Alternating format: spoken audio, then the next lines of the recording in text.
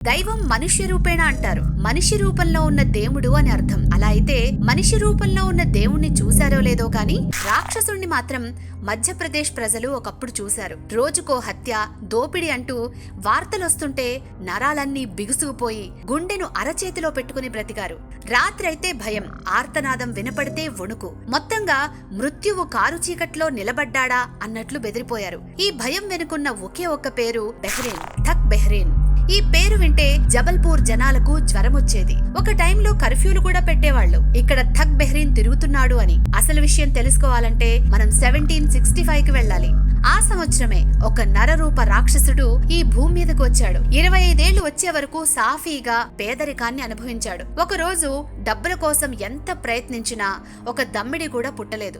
ఏం చెయ్యాలో అర్థం కాక వేరే ఊరికి పని కోసం వెళ్తూ ఆకలై అదే దారిలో వచ్చే ఒక బాటసారిని కొట్టి బెదిరించి అతని దగ్గర భోజనాన్ని దొంగిలించాడు. అదే మొట్టమొదటి దొంగతనం. కానీ అప్పటికి బెహ్రీన్ లోపల ఉన్న రాక్షసుడు నిద్ర లేవలేదు. ఇలా వచ్చిపోయే ప్రయాణికులు, బాటసారుల దగ్గర చిన్నా చితకా దొంగతనాలు చేసే బెహ్రీన్ జీవితం కొంతకాలం సాఫీగానే సాగిపోయింది. ఒక రోజు ఎప్పటిలాగే ఒక ఎడ్ల బండి మీద ఒంటరిగా దాడి చేశాడు బెహ్రీన్. కానీ అందులో ఉన్న వ్యక్తి ఆజానుబాహుడు. ఒక్క గుద్దుతో బెహ్రీన్ ను కింద పడేశాడు. తన దగ్గర ఉన్న గుణపంతో బెహ్రీన్ ని పడవబోయాడు. వెంటనే తప్పించుకున్న బెహ్రీన్ పక్కన పడి ఉన్న కర్రతో అతని తల పగలగొట్టాడు. అయినా అతను చావలేదు. కానీ బెహ్రీన్ కి గాయాలయ్యాయి. అక్కడి నుండి తప్పించుకుని పారిపోయి వేరే ఊరికి వెళ్లిపోయాడు. అప్పటి నుండి దాడి చేసే పద్ధతిని పూర్తిగా మార్చాడు. ఒక కర్చీఫ్ లో కాయిన్ పెట్టి మెడకి చుట్టి ఊపిరాడకుండా చేసి బాటసారుల్ని చంపడం మొదలు పెట్టాడు. దీనివల్ల తనకు హాని ఉండదు. పైగా ఆ బాటసారి మొత్తం సొమ్ము కాజేయొచ్చు. మొత్తానికి ఈ పద్ధతి ద్వారా 930 మందిని చంపేశాడు. మొదట్లో కేవలం గ్రామస్తుల్ని టార్గెట్ చేసి రాను రాను నగర ప్రజల్ని కూడా చంపేవాడు. ఇలా వచ్చిన డబ్బుతో విలాసమైన జీవితం గడపడమే కాకుండా 200 మందితో ఒక ముఠాను ఏర్పాటు చేశాడు. అందులో 5 రకాల పనులు చేసేవాళ్లు ఉండేవాళ్లు. కొందరు పెళ్లి ఊరేగింపులు, ధనికుల ప్రయాణాలు, దూర ప్రాంత యాత్రికుల వివరాలు తెలుసుకునేవారు. అందులో కలిసి ఒకేసారి దాడి చేసి పారిపోయేవారు. ఇదిలా ఉంటే అప్పుడు ఉన్న బ్రిటిష్ వారి పన్నులు వసూలు చేసే అధికారులపై ఒక టీం నిఘా పెట్టేది. వారు వసూలు చేసిన పన్నుల్ని జమ చేయడానికి వెళ్లేటప్పుడు అకస్మాత్తుగా దాడి చేసి మొత్తం లూటీ చేసి ఆ అధికారుల్ని చంపేవారు. ఇది బ్రిటిష్ ప్రభుత్వానికి తలనొప్పిగా మారింది.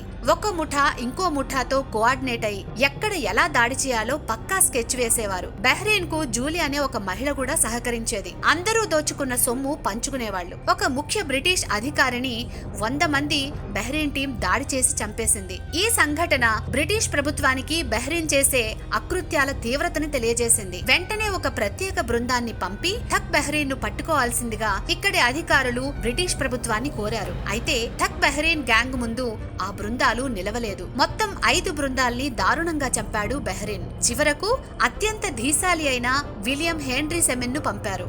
తాను మారువేషాల్లో థక్ బెహ్రీన్ ఆచూకీ కోసం చాలా ప్రయత్నించాడు. చివరికి తన ఇన్వెస్టిగేషన్ మొత్తాన్ని ఒక బుక్ గా రాశాడు. ఒకరోజు హెన్రీ బస చేసిన విడిది మీద 100 మంది దాడి చేశారు. అందులో ఒకడిని పట్టుకుని చిత్రహింసలు పెడితే వాడు మొట్టమొదటిసారి బెహ్రీన్ పేరు చెప్పాడు. వెంటనే బెహ్రీన్ మీద నిఘా ఉంచి లోతుగా విచారించాడు హెన్రీ.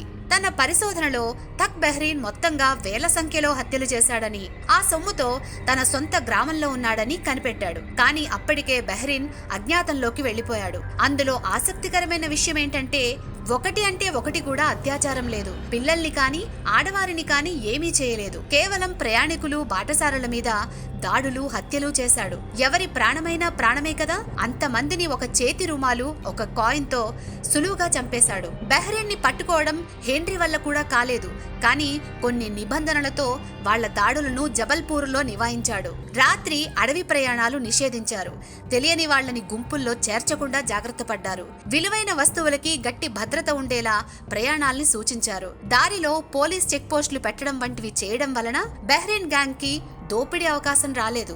అయితే ఎలాగైనా బెహ్రీన్ ని పట్టుకోవాలని లార్డ్ విలియం బెంటింగ్ ను రంగంలోకి దింపింది బ్రిటిష్ ప్రభుత్వం. బెంటింగ్ థగ్ ను పట్టుకోవడానికి కొత్త పద్ధతులు అమలు చేశాడు. ఊహా చిత్రాల్ని పోస్టర్లా వేయడం, ఆచూకీ చెప్పిన వాళ్లకి నజరానా వంటివి బాగా పనిచేశాయి. అలా 2 సంవత్సరాల తర్వాత ఒక పున్నమి రాత్రి తన ఇంట్లో నిద్రిస్తున్న 75 సంవత్సరాల థక్ బెహ్రీన్ ను పట్టుకున్నారు. తాను ఒప్పుకున్న హత్యలు 932, కానీ అంతకు ఎక్కువే అతని ఖాతాలో ఉన్నాయి. తన అనుచరులు 60 మందితో కలిపి జబల్పూర్ నడిబొడ్డులో థక్ బెహ్రీన్ కు ఉరిశిక్ష విధించారు. తాను హత్యకు వాడిన కర్చీఫ్ కాయిన్ ను ఇంగ్లాండ్ లో మ్యూజియంలో పెట్టారు. ఇప్పటి వరకు పరమ కర్కసుడు, నరరూప రాక్షసుడు, వరుస హత్యలు చేసి నేరం ఒప్పుకున్నవాడు బెహ్రీన్ ఒక్కడే. 50 సంవత్సరాలు నిరంతరం హత్యలు, దోపిడీలు చేసి 75 ఏళ్ల వయసులో ఉరితీయబడ్డాడు. తన మొదటి దొంగతనం రోజు దొంగతనానికి ముందే అతని కడుపు నిండి ఉంటే ఇన్ని వేల మనుషుల ప్రాణాలు కాపాడబడి ఉండేవి.